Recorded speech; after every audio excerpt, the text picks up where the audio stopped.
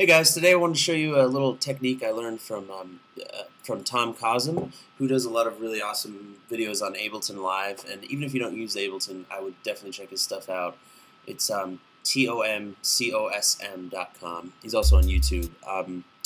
Yeah, so his stuff's really cool. So the only difference is he has a New Zealand accent and I don't, and so he probably sounds cooler than I do, especially when he says like number 7, and I just say 7, but get the idea. Alright, so basically right here I have this little build up and I want to have a kind of a cool glitchy bass line thing here, and so I wanted to show you what you could do.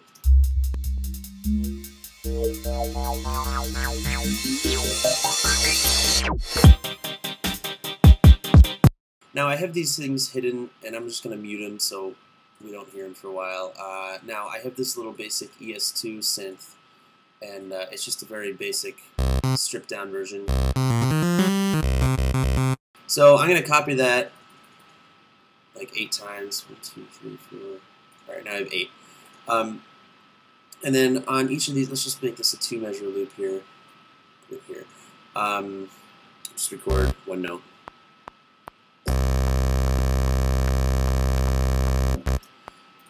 Okay. Now I'm going to copy this to each one. Okay, so basically what we're going to do is make 8 different sounds, and then we're going to later kind of use them in a cool way. So let's start with this one.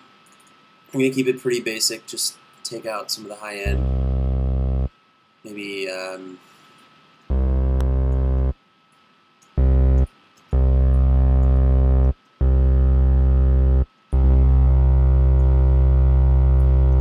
that's really all I need for that one. I'm going to have this one do some basic wobbly stuff. Oops. So set the cutoff to LFO, and I can do it on a rhythm.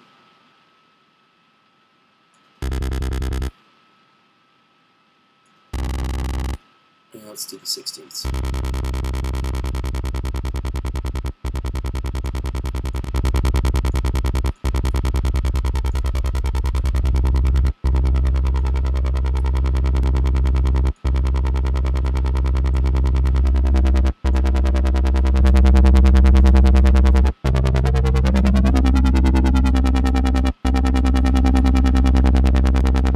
Alright, that sounds kind of cool.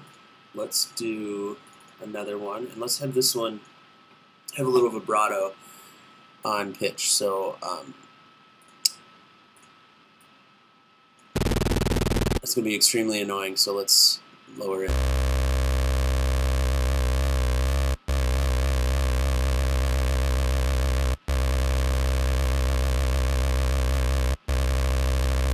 Oh, wow, that was tough.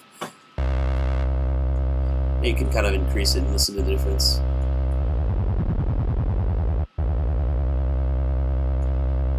Let's set it to 8th note.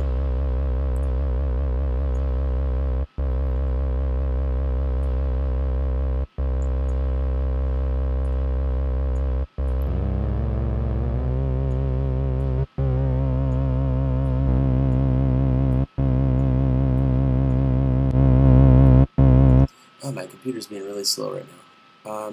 Let's go back to 16.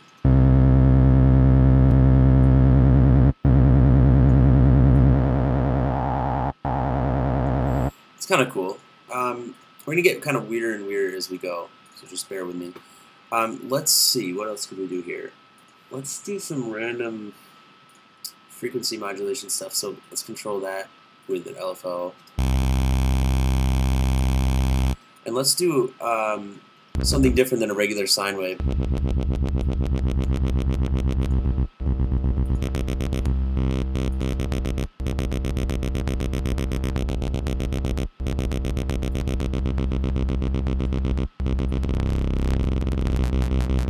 Ooh, I like that.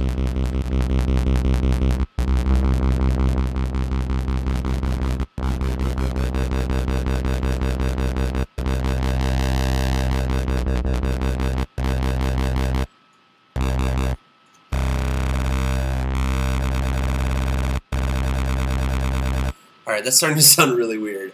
Let's have one that's a little bit kind of more regular again, so we can make sure we have some of the basic tone.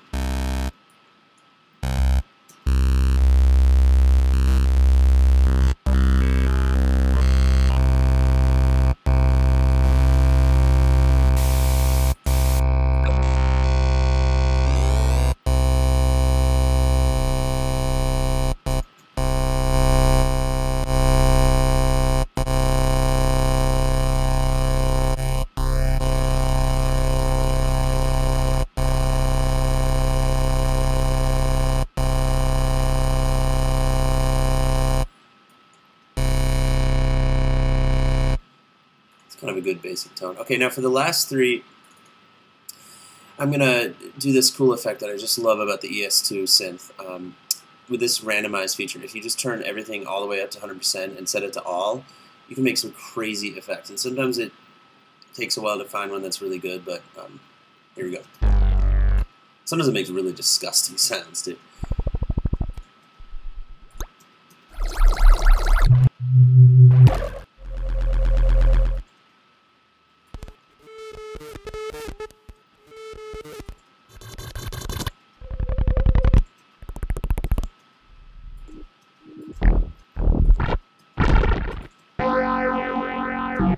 I like that one.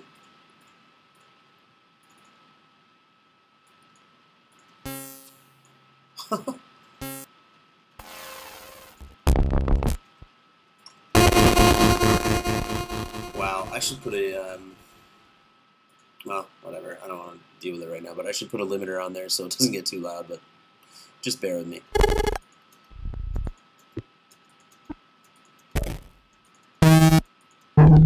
Guess I could just turn it down.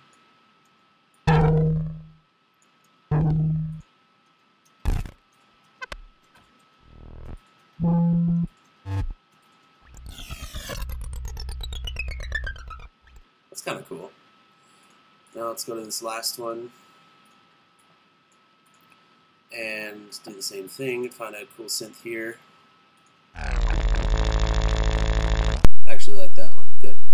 So now, with each one of these, you're going to bounce them in place so that they turn into audio files, and set it to delete the source because we don't need the actual note anymore on MIDI. So we're just going to do that with each one.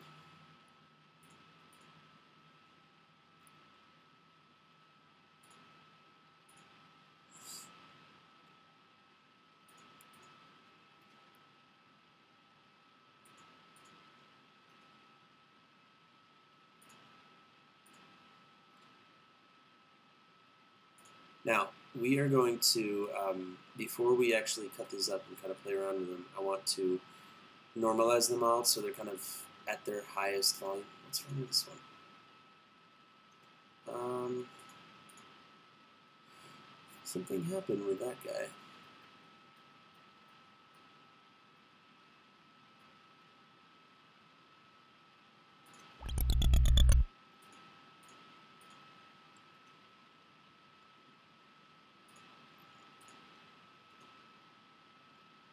There we go. I don't know what happened. Okay. So I'm going to normalize all these so they're at their max volume. But before I do, I'm going to just turn them all down because it gets really loud when they're normalized. Okay, so to normalize, just double click and you can push functions, normalize, or just Control N.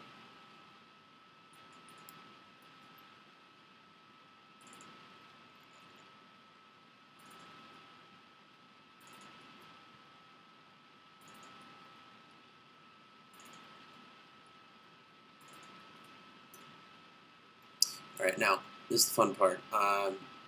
One annoying thing about when you cut things up is that they make this annoying clicky sound sometimes. So I like to just mute everything while I cut. So I'm going to cut everything at 16th note intervals.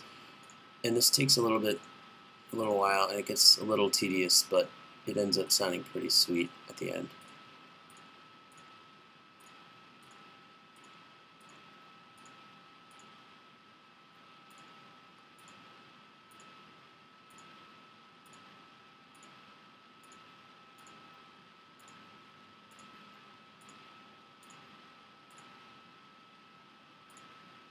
delete the last one because, well, I guess that one's there. All right, now we are just going to have one of these bass parts play at a time. So we'll just kind of go down in a line here diagonally until we get to the bottom. You don't want any playing at the same time because it'll just probably not sound good and probably be too loud and everything. So.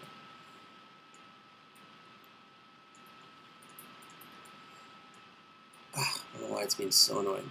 Okay, now let's just pick random ones.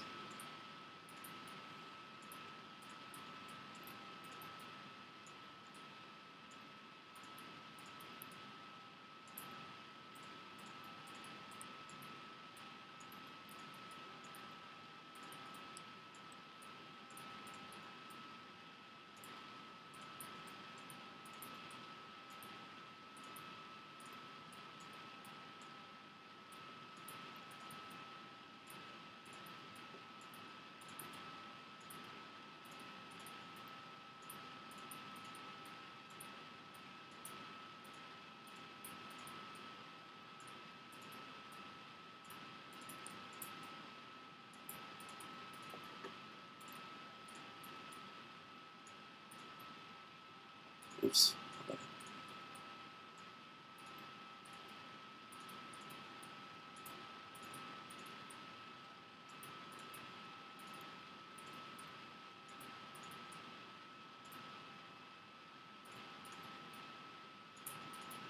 Okay, now we get to kind of see what this sounds like. It could sound awful, it could sound good. Let's see.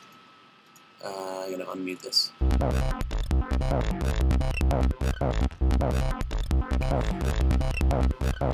It's pretty cool, and the good thing I like about it is that because we have enough basic just synths that hold the main note, it still sounds like a C.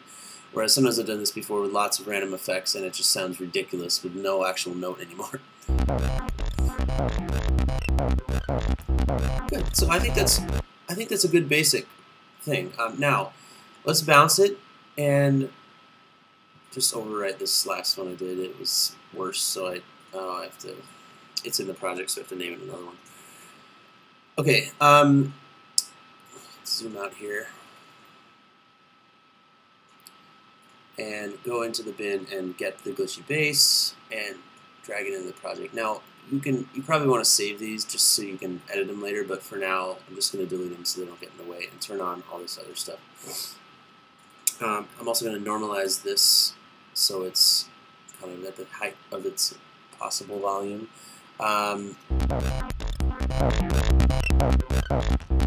Yeah, I like that. Let's see what it sounds like with the drums. I actually think it would sound better with a more basic, just kind of dance beat. I'm just going to quickly change this. Oh, I have the kicks on a different track, so I can kind of EQ them individually.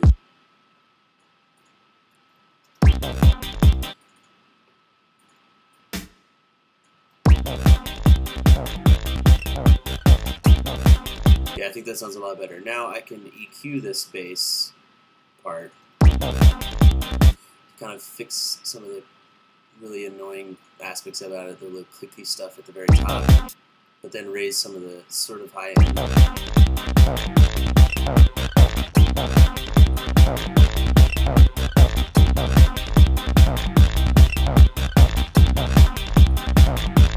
That sounded pretty cool. Now let's send this to its own send track and a return track, and then I can put some reverb on this return track. And I'm sending it instead of just putting reverb on it because I want to just have high-end reverb. Because if I have this low-end reverb, it's going to get really messy. So let's put some EQ on top of that.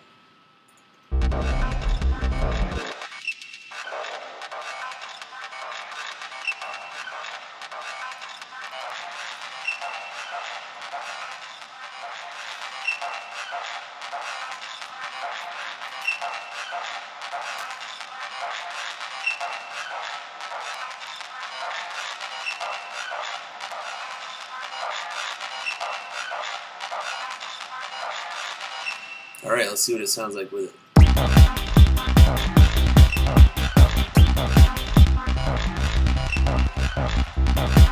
And now we can just send it less or more if we want. I think there's a little too much now.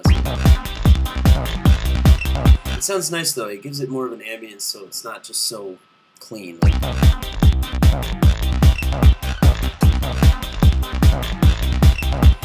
Okay, now I'm going to do one more thing. And this is kind of a pretty basic dance type of thing, house beat type of thing, where you sidechain a compressor on this bass part so that it turns on whenever the kick drum plays. I'm just going to do really extreme compression so you can really hear it here. Right now it's just going to be quiet all the time. But I want this to turn on every time the kick plays. So I first need to send the kick to its own auxiliary track so that it can the compressor can read it as a sidechain. So I'm just going to say kick sidechain here, call it that.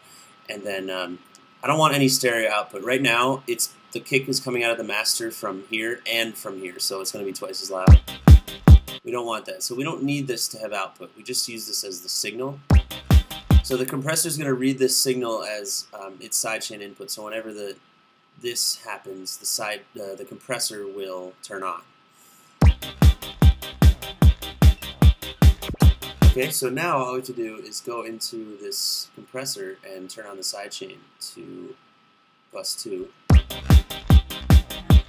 And right now it's a little extreme, so let's take the release down.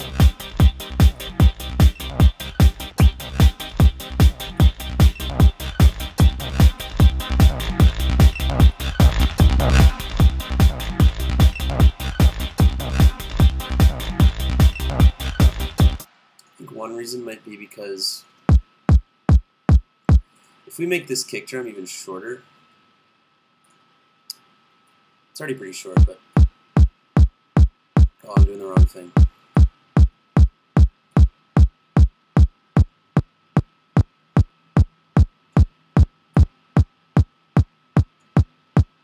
It's going to have a shorter signal to read and won't be on as long.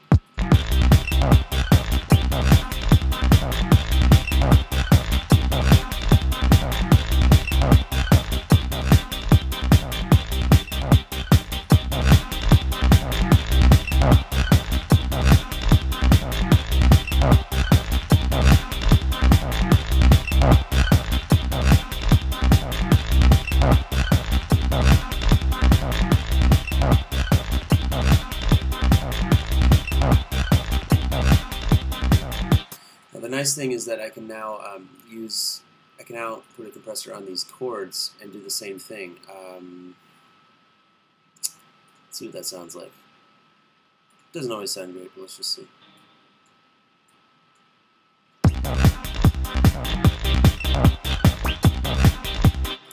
If I put some more reverb on it, you're going to really hear it.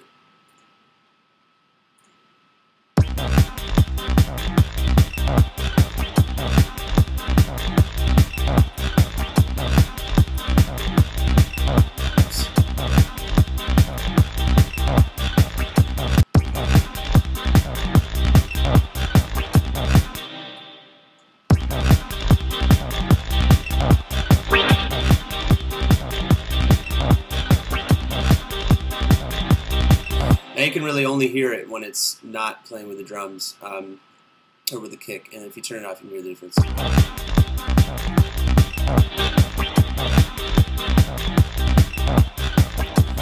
Gives it that pulsing effect. So let's just see what it sounds like. Actually, let me put a little bit of a spread on here.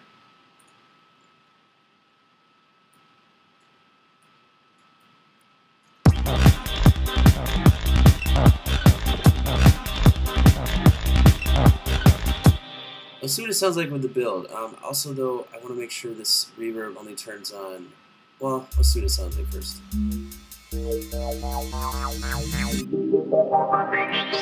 It's actually fine. Okay. Let's just see what it sounds like with the big build up and drop.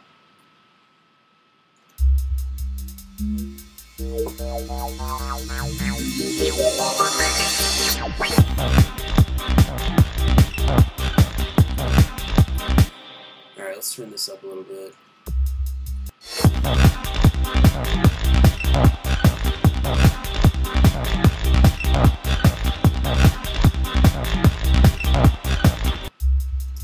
computer is being so slow to react.